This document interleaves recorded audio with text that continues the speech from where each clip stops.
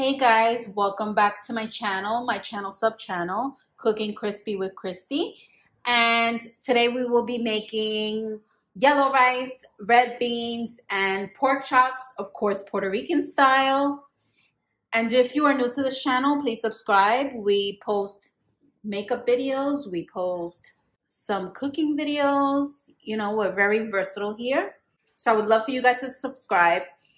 And if you like videos like this, please give this video a big thumbs up. It helps me realize what my viewers, you guys, like to see. So these are all the ingredients that we need today. We're going to need the canilla. Well, I prefer canilla. It depends on you, but basically rice.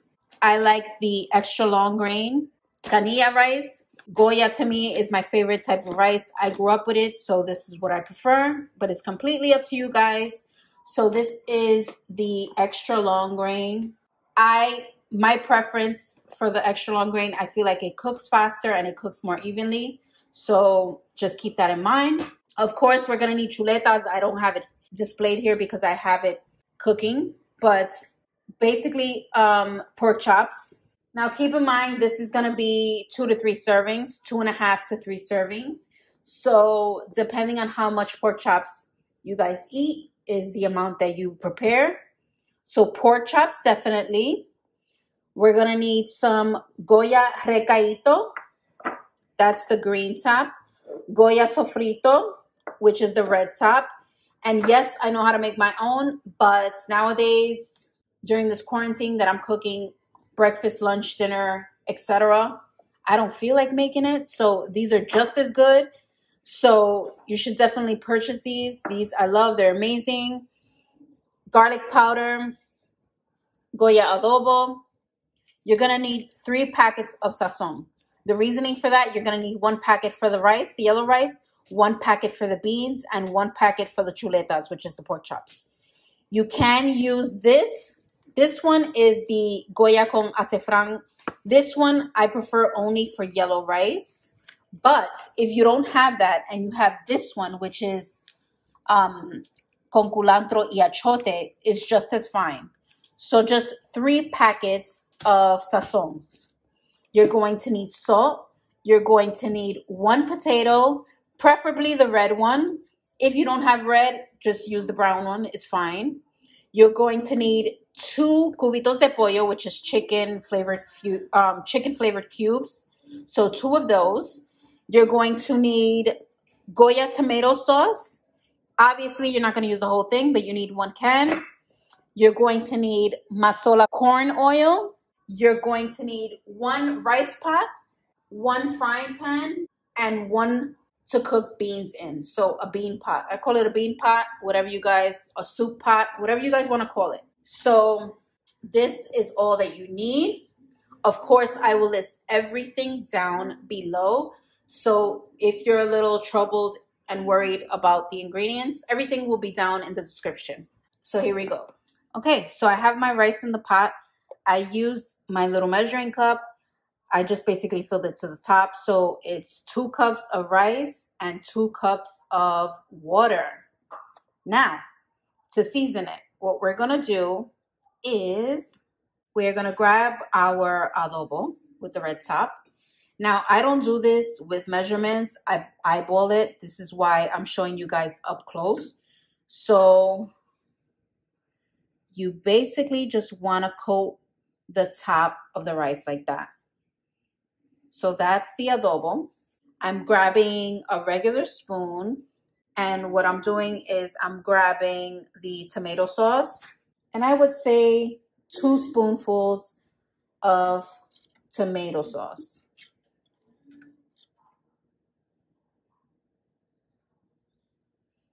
Okay. We are grabbing 1 packet of sazon Goya. This is the one with culantro y achiote. You are using the whole packet. Some salt. You don't want to go crazy with the salt because you have enough seasoning in there, but you still want to add a little. So I would say about that much. You want to grab 1 cubito de pollo. Drop it in there. Next, you're grabbing your Goya Sofrito, the red top, using the same spoon, grabbing a big spoonful.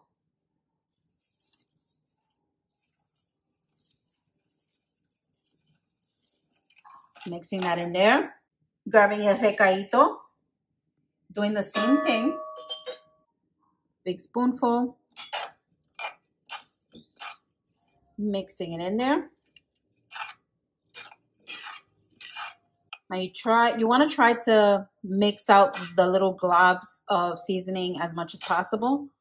So just make sure you mix it. Of course, there's still going to be some, but it's going to cook in there anyway.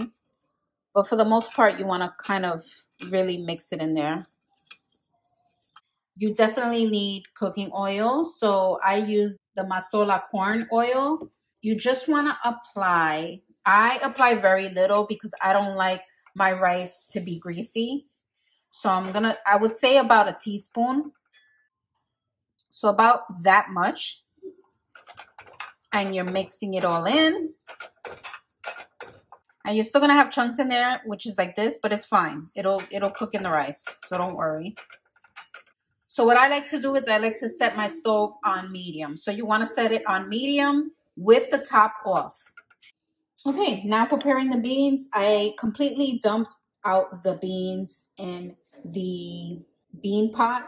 I call it a bean pot, but you see what it is. So I like to completely dump it out. Use the whole thing, even the little water that it comes in. I just feel like it flavors the beans even more. Some people like to clean out the beans. I don't.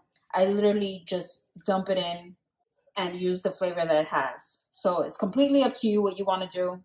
I'm just telling you what I do. So I dump out the beans with the water and everything in there. And I add a little bit of more water so the beans are basically all submerged. And I cut the potato in little pieces. You want to about like this size. So I use the whole potato, cut them in little pieces, of course skinned it, cut it in pieces, and I'm putting it in my beans. There you go. And you see how the potatoes are not submerged. You want to add just a little bit more water. There, that's good enough. So there that is. Taking your tomato sauce. I like to use 2 big spoons of tomato sauce. Mixing that in there. Taking a packet of sazon. Using the whole packet. Taking a cubito. Throwing it in there. Taking my adobo. Again, I don't measure it. I just coat the top of it. So about that. Now again, 1 full spoon of sofrito and recaito each. So sofrito and recaito. Mixing it in there. Mixing and mixing. There you go. So that's the seasoning for that. What I'm going to do is I'm going to place this on the stove. You're cooking it with the lid on, but I like to leave it like with a little bit of space. So like half on, like that. And I put it on medium heat as well. And my reasoning for making the rice first is because the rice takes longer to make. The beans take the second longest, and the chuletas, which is the pork chops, they are quick and easy. So I leave that for last. So this is a good thing to do. So make your rice first, put it on the stove, make your beans second, put it on the stove, then you work on your pork chops. So you notice I didn't use the whole can of tomato sauce. What I like to do is get one of these little Tupperware thingies, and I put them in one of these and just put them in the fridge. It doesn't make sense to throw it out. Obviously, you want to conserve your stuff as much as you can. So I just put it in one of these little Tupperware thingies with the lid and put it in the fridge. So you can use it next time you cook. Now for the pork chops. As you guys can see, I cut the fat out, I cleaned it, and I actually made them thinner. I am cooking, again, meats are people's preference. People like it differently. If you're the type of person that likes a thicker meat, then you don't have to cut them in half. Me and my son, we like it more on the thinner side, so I like to cut it in half, so it's about this thin. Of course, you clean it, and I cut the fat off. Some people like it with the fat on. Completely up to you. No judgment here. So what we're going to do is we are going to take the adobo. And again, you're sprinkling it all on top. Don't go too ham. Just like that is fine. Taking your garlic powder. Again with the sprinkling. That's enough. Then I like to turn it over. So you turn them each over.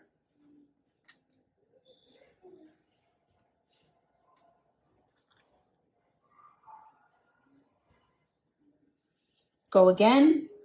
Adobo.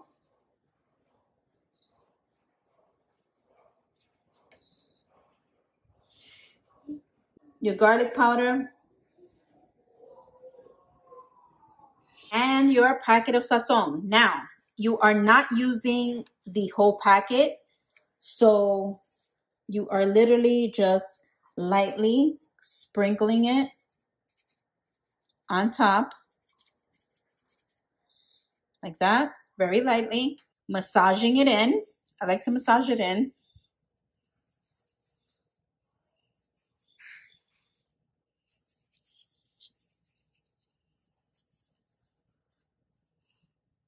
Then I turn them over.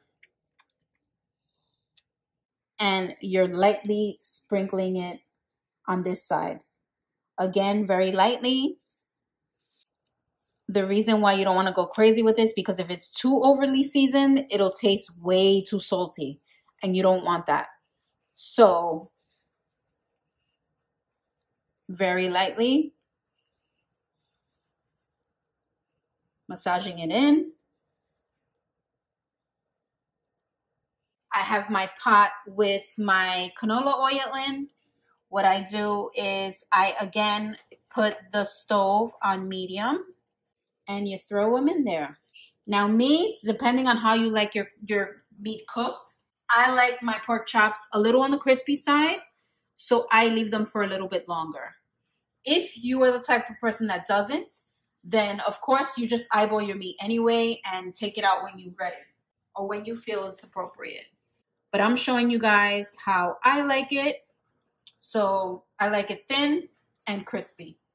Okay, so now that these are placed, you just leave them there with no lid.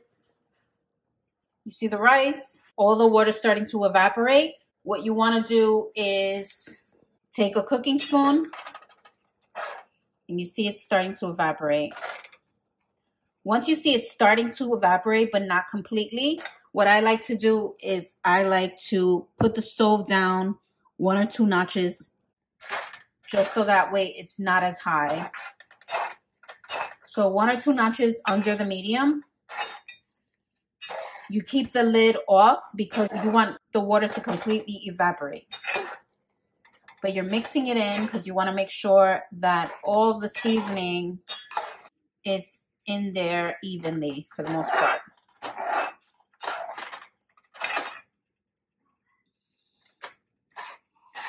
So I'm going to wait a little bit till most of that water is evaporated.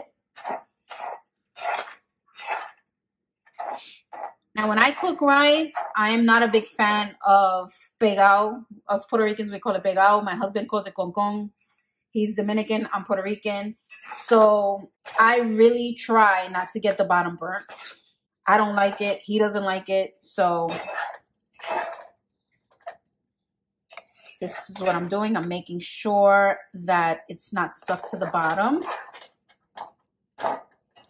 And of course, by the end of this, you're going to have some rice that's stuck on the bottom, but that's okay. You see how it's mostly evaporated. All the water is mostly evaporated. Okay, so now that the water is evaporated for the most part, what I'm going to do is I'm going to set my stove. You see the low here. I want to set it to the 1 notch above the low. So that's what I'm doing. And I'm placing the top. So with the top on, one notch above low. You're gonna leave it there. You're not gonna touch it anymore. Your beans, you can stir it for a little, but you don't go crazy with touching it too much either. I use a regular spoon, and I just make sure that there's no beans on the bottom that are getting stuck to the pot or the pan, whatever you call this thing. I call it a bean pot, but whatever you call this, you want to make sure it's not stuck to the bottom. You see it's starting to cook, okay? You leave it there. I like to cook the beans on medium still.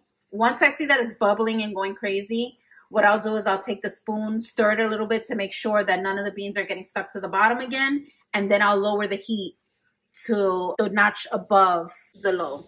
But that's once the beans start bubbling, which it hasn't even bubbled yet. So I'm leaving it on medium. And that's basically it. You just got to watch your food. Don't go too far because you don't want anything to burn or go crazy. But you leave everything. Don't touch it. The pork chops are already starting to simmer. Once you see that the pork chops are getting a little brown on the side, then you flip them over. You toss them over. So pork chops are very easy. You just basically eyeball it. And I would say leave the rice for about 45 minutes. Now you see how my beans started boiling? I'm checking on them, making sure that they're not getting stuck to the bottom, which they're not. And you see it's cooking really nicely. I wish you guys were here in person so you could smell how good. It smells so good in here.